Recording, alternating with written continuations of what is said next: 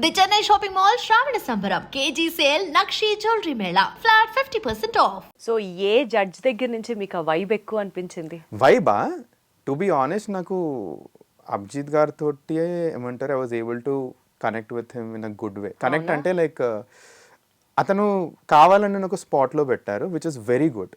అది లేకపోతే అసలుకి నేను అవుట్ షైన్ అయ్యేటోని కాదు. సింపుల్ అండి, లైక్ ఐఎమ్ థింకింగ్ అతను ఏం ఆలోచించారని. మేబీ నేను ఒక స్టార్ట్అప్ బ్యాక్గ్రౌండ్ చూస్తున్నా, ఇంటర్వ్యూస్ క్రాక్ చేయడం ఈజీ అయిపోతుంది, like just because we take a lot of interviews and investors కూడా పిచ్ చేస్తాం కాబట్టి. So maybe I'm thinking that ఆయనకు అదే ఆలోచించి ఈయన ఈ అగ్ని పరీక్షలో మొత్తం he's doing it, but only one side of the things కనిపిస్తున్నాయి. ఈయన బిగ్ బాస్ కోసం ఏదైనా చేస్తే అది ఇది అంటున్నారు, బట్ ఇది నిజమాగా తెలుసుకుందాం మనం. Let's see the other face of him అన్న నేచర్ తోటే he push me to the second thing. దానికోసమే when he gave that challenge also I did not say no. ఆన్లైన్లో చాలామంది అన్నారు ఎందుకు 3 greens రాలేదని, but I'm actually glad that he gave me this thing. ఇది ఒక్కటే కాకుండా యాజ్ ఎపిసోడ్స్ గ్రూ కదా, one of the best thing what I found is is an absolute gentlemen. And the reason why I say this thing is మొన్న telecast అయిన ఎపిసోడ్లో I had to take off my shirt for one of the task. ఒక mental barrier ఉండే నాకు. He was the one who was actually observing it అని నాకు అనిపించింది. And he pushed also like ఇది చేయవా అని. But fine I took the courage and took it off because I kind had a hunch ఇది ఏమంటారు పక్కా వ్యాక్సింగ్ టాస్క్ ఉంటే మేము యాక్చువల్లీ పాజిటివ్ అవ్వచ్చు అని. But once I got of the mental block, I remember నేను స్టేజ్ ఎగ్జిట్ అవుతున్నప్పుడు he was one of the only people who was standing and clapping that you took the courage. So that is where I really appreciate those tiny things which actually చిన్న చిన్న విషయాలే చాలా matter చాలా ఇట్లా push అయ్యేది. నేను ఇంటికి వెళ్ళి మా అమ్మకి ఇదే చెప్పిన, ఇదంతా అదే నాకు ఈరోజు మంచిగా గుర్తుంది, ఇది ఒకటే గుర్తుంది. And that is where I resonated with him. ఆయన గేమ్ ప్లే నాకు నచ్చింది సీజన్. సో మనీష్ మీరు స్ట్రాటజిస్ట్ కదా, సో యూజువల్ గా ఏదైనా ఒక టాస్క్ టేకప్ చేసినా ఒక గేమ్ ఆడినా ఎవరైనా గెలవడానికే చేస్తారు. టు ఫుల్ఫిల్ దట్ టాస్క్ మన యాక్షన్స్ ఉంటాయి. ఓకే, సో ఇప్పుడు టాస్క్ ఆడడానికి అబద్ధాలు చెప్పాలి కొన్నిసార్లు, you have to actually act, fake చేయాలి సిచ్యువేషన్స్. ఇవన్నీ ఏంటంటే ఇతరులకి హార్మ్ చేయకుండా making sure that you win that. అవును. రే బిగ్ బాస్ హౌస్ లో మీరు ఏమైనా ఒక సెట్ ఆఫ్ వాల్యూస్ లాగా పెట్టుకున్నారా? నేను అబద్ధం చెప్పను, నేను ఫేక్ చెయ్యను, నేను స్ట్రాటజీస్ ఆడను, థింగ్స్ లైక్ దట్, అట్లా ఏమైనా అనుకున్నారా? నేను ఫామ్ లో రాసిన one of the biggest thing I wrote my weakness, I just can't fake. And stage మీద ఇదే it welcome the lot of conflicts also నాకు. ఎట్లా అంటే లైక్ ఉన్నది ఉన్నట్టు మాట్లాడతా. ఫస్ట్లీ టాస్కే వచ్చి నన్ను ఫేక్ చేయమంటే I would do it because it's a task. అది కాకుండా సింపుల్ ఏమంటారు, ఇది కూడా ఒక డిబేట్ అవుతుంది నాకు ఇంకా మన అభిజిత్ గారికి. మారల్స్ వర్సెస్ ప్రిన్సిపల్స్ ఏంటంటే they are set of rules ఉన్నాయి, అవి ఫాలో అవడం ప్రిన్సిపల్స్. మారల్స్ ఏంటంటే నీ ఫ్రెండ్ని బ్యాక్ స్టాప్ చేసి మరి నువ్వు నెక్స్ట్ రౌండ్కి వెళ్తావా అంటే that is where I would not do it. I would literally not do it. Principle says Bigg Boss వచ్చి నాకు చెప్తున్నారు నీకు నెక్స్ట్ రౌండ్కి వెళ్ళాలి. సో లైఫ్ లో మారల్స్ ఇంపార్టెంటా ప్రిన్సిపల్స్ ఇంపార్టెంటా? మారల్స్ ఇంపార్టెంట్ అండి. You live for your morals, simple. Like principles ఉంటాయి, like you can follow them, you can not follow. Principles can be broken but morals can not be broken అండి, simple. Morals is what defines you as a person. ఆ morals right ఉంటేనే like you as a person నిలబడతారు అని. ఎట్లా మనీష్ అంటే ఇంటి పేరు మర్యాద, మనీష్ మర్యాద షర్ట్ మీద వేసుకొచ్చారు అంటే ఎట్లా ఈ వాల్యూస్, ఈ మారల్స్, ఈ ప్రిన్సిపల్స్ వీటి మీదే పెరిగారా? Let us all know about your family background అండి. So born and raised completely నేను హైదరాబాద్లో, బట్ మా పేరెంట్స్ కమ్ ఫ్రమ్ వరంగల్. డబ్బున్న ఫ్యామిలీయా? లేదండి, we come from very very middle class upbringing. And dad has been my biggest inspiration. అసలుకి I have seen everything about my dad. So we come from very remote village in Warangal, దాని పేరు కొమాల, కాజీపేట ముందు వస్తుంది ఆ ఊరు. ఇప్పుడు కూడా I would say it's Tier 4 village only, పెద్ద ఏముండదు, ఒక రైల్వే స్టేషన్ ఉంటుంది. మా నాన్నమ్మ అక్కడనే ఉంటారు ఇప్పుడు. సో అట్లాంటప్పుడు మా మమ్మీ వాళ్ళ ఫ్యామిలీ ముందే వచ్చేసారు హైదరాబాద్కి. మా daddy came when he was 18. I still remember మా daddy initially use to work in hotels, ఇట్లా ఏమంటారు చిన్న స్టీల్ షాప్స్, దాంట్లో ఇట్లా సేల్స్మెన్లా వర్క్ చేసిన బ్యాక్గ్రౌండ్ నుంచి చిన్న వర్క్స్ చేస్తూ ఒక చిన్న కాంట్రాక్టర్ అయ్యి ఆ వర్క్ నేర్చుకొని ఒక పైప్ కంపెనీలో వర్క్ చేసి, సిమెంట్ పైప్స్ కంపెనీ, ఆ బిజినెస్ కూడా నేర్చుకొని నేను నా బీటెక్లో ఉన్నప్పుడు he started his own thing. He took a long time. నాన్నగారు. So we come from very very very humble background who walked our way towards a better life. So దానికోసమే one of the things which I just don't know how to spend. నాకు I just don't know how to spend it. We're just not brought up in that background asalki. So that is where I guess when you see absolute bad days kada, that is where మిమ్మల్ని ఇంకా grounded చేస్తుంది. అది family through నేను చూసాను. నాకు second time నేను నా personal through నేను బ్యాడ్ డే చూసాను. When I had such a huge debt India వచ్చేసినప్పుడు, that is second biggest bad phase. I saw it myself. And parents కూడా చెప్పలేదు అప్పట్లో వీళ్ళు ఎట్లా ఫీల్ అవుతారు. ఎంత అప్పు ఉండింది అప్పుడు మీరు ఇండియా వచ్చిన? 20 to 25 lakh range. That was the loan నాకుండే యూఎస్ ఎడ్యుకేషన్కి. అండ్ అప్పట్లో like they was situation also where they was only once in my life I asked someone money, that was in Mumbai. అప్పుడు I realize that okay this is the least నువ్వు జిందగీలో వెళ్ళగలదు, దీని కింద అసలుకి వెళ్ళలేవు. దీని తర్వాత నీ లైఫ్లో సిచ్యువేషన్ రావద్దు where are asking another person money అని ఇట్లా మైండ్లో పెట్టుకున్నాను. అండ్ నేను చేసేటి అన్నీ అట్లీస్ట్ పాజిటివ్గా అవుతున్నాయి, జస్ట్ బిలీవ్ యువర్ సెల్ఫ్ అని అట్లా ముందుకు వెళ్ళిపోయినా. సో ఐ గెస్ ఆ ఫ్యామిలీ వాల్యూస్ చాలా చాలా ఇట్లా డీప్ రూటెడ్ ఉండేసరికి. ఎవరు ఎక్కువ క్లోజ్ మీరు, మమ్మీకా డాడీకా? టు బి ఆనెస్ట్ నేను ముగ్గురికి ఎక్కువ క్లోజ్. అక్క ఉంది నాకు. సో టోటల్ మీరు నలుగురం. అక్క she is 3 years elder to me. I have a sister. తను రీసెంట్లీ ఏమంటారు జాబ్ మీద యూఎస్కి వెళ్ళింది. She works in a company over there. And అందరికంటే క్లోజెస్ట్, అందరికీ ఈక్వల్లీ క్లోజ్ అండి టు బి ఆనెస్ట్. కొంచెం ఎక్కువ నేను ఇమోషనల్ ఈ మధ్య ఇంకెక్కువ కనెక్ట్ అవుతుంది డాడీ తోటి. ఎందుకంటే I got into the 25s and 30s range right now. చిన్న ఉన్నప్పుడు ఏంది పాప క్వశ్చన్ చేస్తుండే డాడీని. ఇప్పుడు మనమే ఆ సిచ్యువేషన్ చూస్తున్నాం కదా, సో డాడీ జర్నీ చాలా కరెక్ట్ అవుతుందా. అమ్మ నాన్న అక్క ఎవరిని ఎక్కువ మిస్ అవుతారు బిగ్ బాస్? నేను అక్కని ఎక్కువ మిస్ అవుతానండి టు బి. అక్కను ఆల్రెడీ మిస్ అవుతున్నాను, తను యూఎస్లో ఉంది. చూసి ఇయర్లీ ఒకటేసారి చూస్తాను. And if I end up in the Bigg Boss house December టైంలోనే అక్క వస్తుంది, ఈ 3 months టైంలో నాకు వస్తుంది. So I guess I would miss sister the most. రోజు యూఎస్ నుంచి ఏమంటారు టాస్క్ అయిపోయింది, బాగా ఆడావా. ఇన్ఫ్యాక్ట్ సెకండ్ డే తర్వాత నేను చాలా ఇమోషనల్ లో అయిపోయాను అనమాట. I was not ready for these kind of task. నాకు ఫోన్ చేసి బాగున్నావా అది ఇది ఉంది. I guess I miss my sister the most out of everyone. So Bigg Boss నుంచి ఫైనల్ కన్ఫర్మేషన్ మెయిల్ వచ్చిన తర్వాత ఫస్ట్ ఎవరికి చెప్పారు? మమ్మీ డాడీకే చెప్పిన. పక్కనే ఉండే, సో కార్ డ్రైవింగ్ చేస్తుండే. అండ్ కాల్ వచ్చి పక్కన పార్క్ చేసుకున్నాను.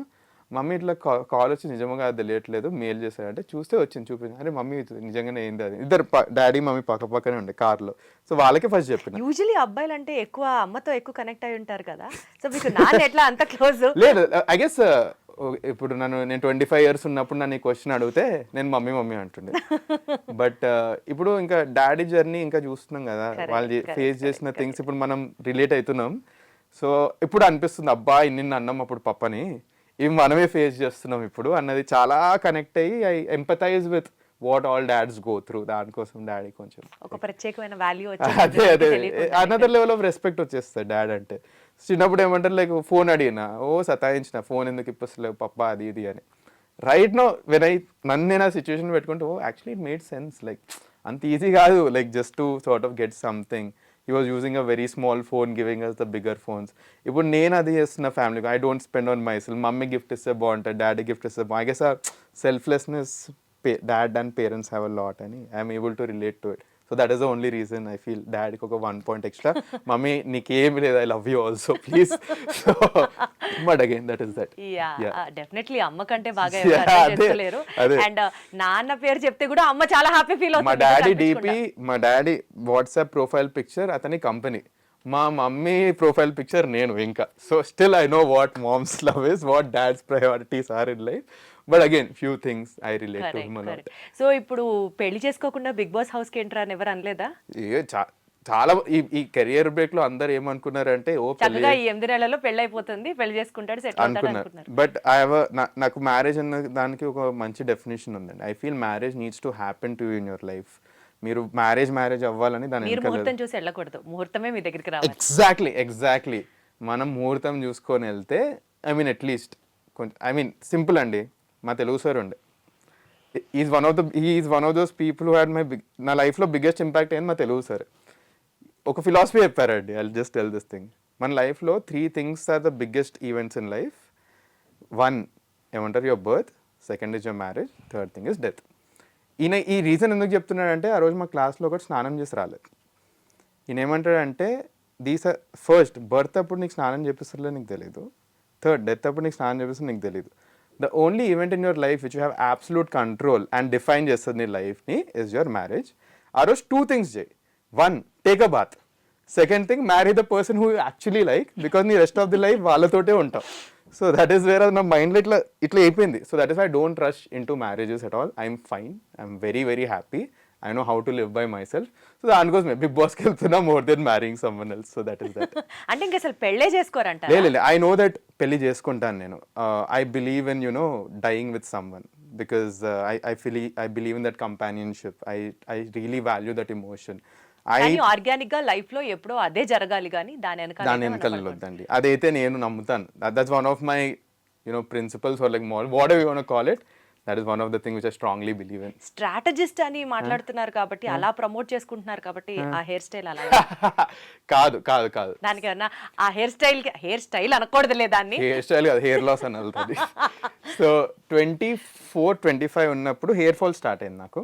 అండ్ అప్పట్లో హెయిర్ ఫాల్ వచ్చినప్పుడు went through the same journey what everyone faces out of hair fall.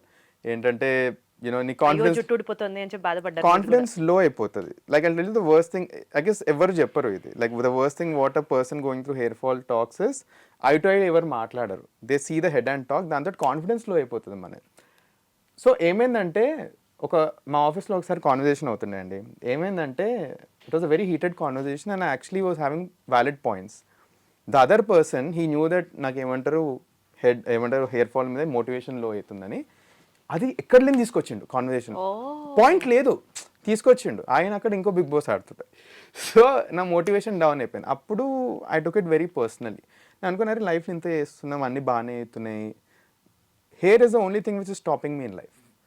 అట్లాంటప్పుడు కొన్ని అనుకున్నా, లైక్ హెయిర్ లేకపోతే would your friends stop loving you, would your family stop loving you, would your partner stop loving you, and నీ లైఫ్లో achievements పోతాయి అంటే అన్నిటికీ answer no అనిపించింది. Then why are you concern about this hair అంటే society is valuing this hair. అప్పుడు వెళ్ళి shave చేసుకున్నాను. దాని తర్వాత కూడా 1 year ఆఫ్ క్రిటిసిజం, వీడి ఏంటి జుట్టు లేదు, గుండు, అన్ని మాటలు వచ్చినాయి. That is wear confidence started building. 1 year అరుస్తారు, లేదు అయితే ఏంటి, ఇప్పుడు ఐడెంటిటీ అయిపోయింది మంది. And the look గ్రూ on me, I love the look. And చూస్తే మీరు కొంచెం ఆంటర్‌ప్రెన్యూర్స్ అందరికి జుట్టు ఉండదు, ఎక్కువ ఆలోచిస్తాం కదా. That is not the thing. So అప్పుడప్పుడు since I have lesser hair. మీకు జుట్టు ఉన్నప్పుడు ఎలా ఉండేవారో ఏంటో మాకైతే తెలియదు, కానీ ఇప్పుడైతే you're pretty handsome enough, you're mister cool gay type అలానే అనిపిస్తున్నారు. అండ్ కొత్తగా ఒక ఫ్యాషనిస్టా లాగా కూడా అనిపిస్తున్నారు కాబట్టి so please carry on with. I'm into all this. I make sure to sort of at least maintain myself decently well. So this grew on me, this eventually grew on me, and I believe it, and I'm glad how I look right now. So మీ గురించి కొంచెం తెలుసుకున్నాం కాబట్టి covering again to Agnipariksha Bigg Boss thing. Yes అండి. ఇప్పటిదాకా జరిగిన rounds లో కానీ, టాస్క్ లో కానీ, ప్రొసీడింగ్స్ లో కానీ జడ్జెస్ అన్ఫేర్ గా ఉన్నారు అని ఎప్పుడన్నా అనిపించిందా? If so who? Judges unfair గా ఉన్నారు అని అనిపించింది, ఫస్ట్లీ నాకు రెడ్ రానప్పుడే ఏమవుతుందన్న క్వశ్చన్ మార్క్ వచ్చింది. But it actually went in my favour firstly. So ఏమవుతుందంటే ఫస్ట్ ఒకటి అన్ఫేర్ అనిపించినా కూడా నెక్స్ట్ టాస్క్స్లో వాళ్ళు ఇచ్చిన జడ్జ్మెంట్కి ఆన్సర్స్ వచ్చేస్తున్నాయి. సో అప్పుడు నాకు అది అవ్వట్లేదు. బట్ ఒక్క దాంట్లో అన్ఫేర్ ఏమనిపించిందంటే ఊర్మిళ గారిని సెలెక్ట్ చేస్తే షుడ్ హ్యావ్ బీన్ బెటర్ అనిపించింది. ఎందుకంటే ఊర్మిళ గారు ఒక స్టెప్ వెనక్కి తీసుకుని, ఫర్ ఎగ్జాంపుల్ తన టాస్క్లో షీఈ్ అ మోడల్, తన కంఫర్ట్ జోన్ బయటికి వచ్చి మొహం మీద పెండ రుద్దుకుంది, ఇవన్నీ చేసింది. సెకండ్ టాస్క్లో ఆ వైబ్రేటర్ అది పెట్టారు, she actually perform the task well. ఆ ఉన్న కంటెస్టెంట్స్ అందరిలో I feel she was very much deserving to be in the top 15.